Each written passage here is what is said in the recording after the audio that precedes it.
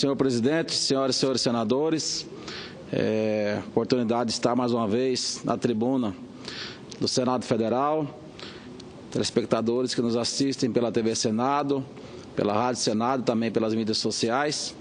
E ontem e hoje, pós-eleições, eu acompanhei vários discursos de colegas senadores e colegas senadoras sobre diversos temas. Alguns temas que me chamou a atenção, principalmente a questão eleitoral, a necessidade da tão falada reforma política, né?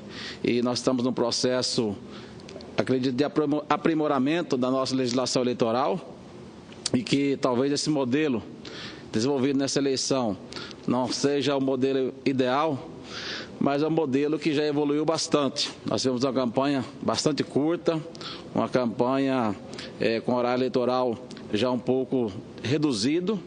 Nós tivemos aí uma diminuição drástica da quantidade de cabos eleitorais que a gente via em outras eleições. Nessas eleições a gente não teve aquele monte de gente no meio da rua, abanando bandeira, que na verdade eu considerava aquilo uma compra de voto disfarçada na forma de contratação de cabos eleitorais. Então, são pontos que eu considero que foram evolução, que é uma evolução que nós devemos manter, e alguns pontos que eu também considero que talvez não tenha sido o ideal, como a questão do financiamento da campanha. Basicamente, não pode ter financiamento de campanha por parte de empresas, e o limite de gasto também por cada município, por cada candidato a prefeito, por cada candidato a vereador, que ficou aquém da necessidade daquele município, e muitas vezes, como falou agora há pouco a senadora Regina Souza, voltou a se praticar em alguns casos a prática do Caixa 2, isso não é bom para a democracia. Mas eu entendo que foi uma evolução. Nós temos que agora, a partir daqui, né, pensarmos. Eu considero que a doação de empresas, talvez não para o candidato, mas para o partido político, poderia ser uma forma de termos aí uma solução para essa questão do financiamento de campanha, mas são temas que temos que discutir: a questão da reeleição, a questão da fidelidade partidária, a questão do voto de legenda, porque muita gente realmente também não entende, né? A senadora Cátia Abreu falou aqui mais cedo, de que como um candidato a vereador fez 1.500 votos num determinado município e não foi eleito, e o outro candidato nesse mesmo município que fez 200 votos foi eleito. Então são questões que a população, às vezes o eleitor não entende, é preciso que a gente possa corrigir isso, as coligações nos proporcionais também da mesma forma. Então são temas importantes, nós temos que debater aqui. Eu tenho falado muito mais sobre a questão da reforma trabalhista, que eu a considero um ponto importante, talvez a reforma mais importante que tenhamos hoje do que a reforma política, outras reformas, seja a reforma trabalhista, porque essa é que está gerando a maior parte do desemprego no Brasil hoje. Os empresários, os empreendedores hoje não querem investir no Brasil, da insegurança que nós temos na questão da nossa lei trabalhista. Nós estamos aí hoje assistindo empreendedores, empresas do Brasil, investindo em outro país, gerando emprego, gerando renda lá, e o Brasil, se não se posicionar nessa questão da reforma trabalhista, em pouco tempo será apenas um produtor de matéria-prima, de soja, de milho, para poder exportar, para que esses produtos gerem valor agregado em outras unidades da federação. Então é importante que nós nos debruçamos sobre a questão da reforma trabalhista. Eu acho que é um ponto que tem que ser enfrentado, discutido, amadurecido, aprimorado, mas não podemos jamais deixar o empreendedor ter a insegurança jurídica que tem hoje. Não falo, sei que o nosso presidente, senador Paulo Paim, é um defensor incansável dos trabalhadores, e quando eu falo em reforma trabalhista, senador Paulo Paim, eu não falo da questão de tirar direitos, não. Tirar direito, eu acho que é fundamental os direitos que já existem. Eu falo das questões das inseguranças jurídicas que foram criadas ao longo do tempo e que deixam hoje o empreendedor muito inseguro de que ações trabalhistas que existem entram na sua despesa sem estar constando no seu orçamento. Então isso tira qualquer empresa da sua estabilidade e vai gerando desemprego e gerando desconfiança dos empreendedores. Mas é um tema que nós vamos ter a oportunidade de estar discutindo aqui. Eu tenho falado muito isso, falado sobre a questão da necessidade de um refis para as empresas do Brasil. Nós temos aí hoje várias empresas em situação de inadimplência, que seria necessário e é necessário, nesse momento, o apoio do governo. O governo fez para os estados, porque não pode fazer para as empresas, principalmente as micro e pequenas empresas, um refis para refinanciar as suas dívidas perante o próprio governo, de INSS, FGTS e outros débitos que tem, porque quando hoje você atrasa uma dívida com o governo, a primeira coisa que existe, você atrasou um dia, 2 dias ou 10 dias, é uma multa de 20%, 30%, juros exorbitantes que torna impossível de que a pessoa possa voltar de novo à sua normalidade, voltar ao sistema de adimplência. Então, o refis eu acredito que seja um ponto importante. Eu espero que as nossas falas aqui na tribuna do Senado, também já com o ministro da Fazenda que eu falei, com o ministro do Planejamento, falei com o próprio presidente da República, da importância de um refis para trazermos à adimplência e a situação de normalidade. Várias empresas, milhares de empresas que existem no Brasil hoje, que querem voltar ao mercado de trabalho, querem voltar a gerar emprego, querem voltar a produzir, mas estão impedidas porque quando ele não tem uma certidão no CND, uma certidão do INSS, do FGTS, qualquer outro tributo federal, ele não consegue participar de nenhum processo, muito menos, às vezes, até nem emitir uma nota fiscal. Então, são ações importantes que eu considero que é a questão da reforma trabalhista, a questão também do refis. Eu quero, antes de entrar no meu discurso principal, falar, como disse ontem, queria dizer, que na terça-feira tive a oportunidade de participar em Uberlândia do lançamento do Instituto Hortência, que é um instituto criado pelo cantor sertanejo Léo Chaves, e que o objetivo desse instituto, o ministro da Educação também se fazia presente, o ministro Mendonça Filho, beneficente visa a inteligência multifocal que, além de garantir boas notas, propicia a socialização, o aumento da intelectualidade e da autoestima, o empreendedorismo, a criatividade, a qualidade de vida e saúde emocional para as crianças. O principal foco de atuação do Instituto Hortência será o treinamento de professores, psicólogos e pedagogos para atuar dentro das escolas e contará com os conhecimentos do renomado psiquiatra e escritor Augusto Cury. O evento contou com a participação de vários artistas, como Zezé de Camargo Luciano, Bruno Marrone, Alexandre Pires, Carlinhos Brau, Ivete Sangalo, a dupla sertaneja Jadson e também da dupla Vitor e Léo.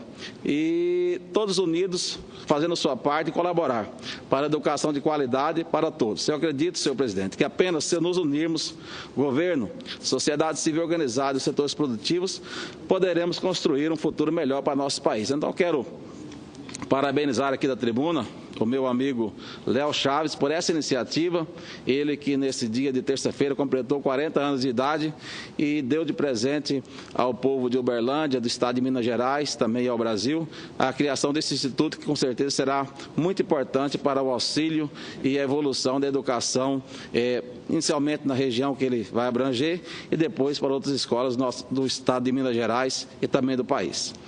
E eu gostaria de fazer uso da tribuna também, como já estou fazendo, para falar um pouco sobre a nossa viagem à Ásia, na comitiva do ministro da Agricultura, Braulio Maggi, que ocorreu no mês de setembro, o qual tive a honra de integrar a comitiva em uma parte do percurso. A missão oficial do Ministério da Agricultura visitou 7 países asiáticos: China, Coreia do Sul, Tailândia, Mianmar, Vietnã, Malásia e Índia.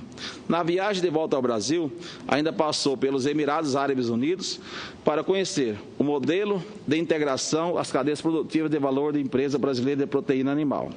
Na Ásia, o principal objetivo foi ampliar o comércio e a cooperação nas áreas do agro brasileiro, com parceiros importantes para exportações brasileiras.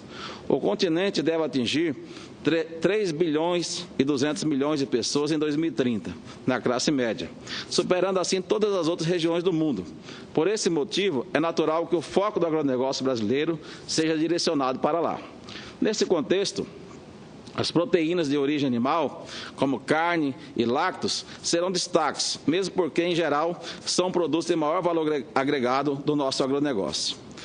Eu me juntei na comitiva chefiada pelo ministro Braulio Maggi, já na Malásia, no dia 18 de setembro. A delegação, que foi composta por servidores do Ministério da Agricultura, presidente da Embrapa, cerca de 40 empresários e entidades representativas do agro nacional.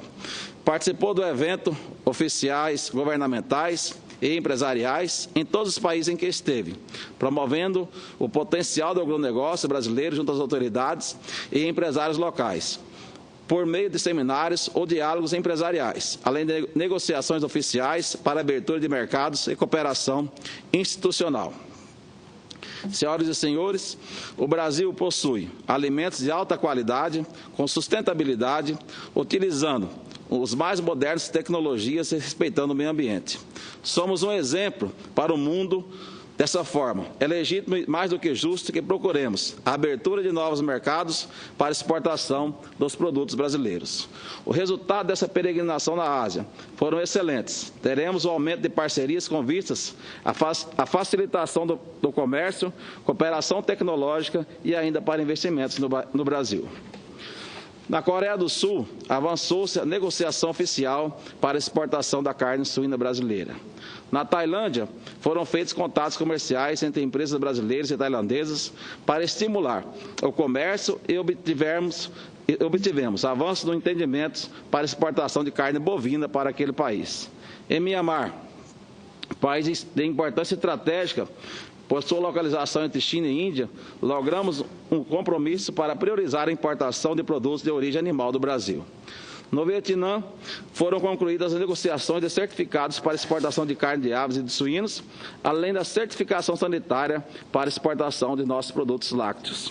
Na Malásia, além de temas de cooperação em óleo de palma e seringueira, foi discutida a ampliação da exportação brasileira de carne de aves para propiciar também investimentos da empresa brasileira de proteína animal naquele país, com base no modelo que é realizado hoje nos Emirados Árabes.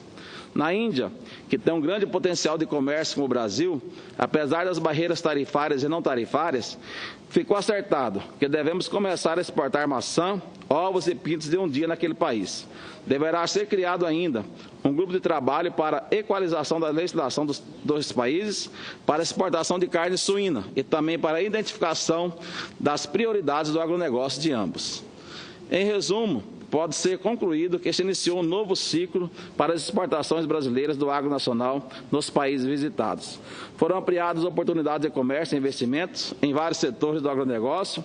O Ministério da Agricultura brasileiro estima em mais de $1 bilhão os resultados mais diretos da missão entre negócios, oportunidade de investimentos e abertura de mercados, além de colocar em evidência a qualidade e a sustentabilidade dos nossos produtos e também demonstrando sempre o ministro Braulio Maggi a nossa sustentabilidade, nossa produção, de que hoje produzimos mais de 200 milhões de toneladas de grãos, além de carnes, lácteos, em apenas 8% da nossa área territorial do Brasil. Eu quero cumprimentar o ministro Braulio Maggi por ter liderado essa missão de muito sucesso, de muito êxito em todos os países que visitamos.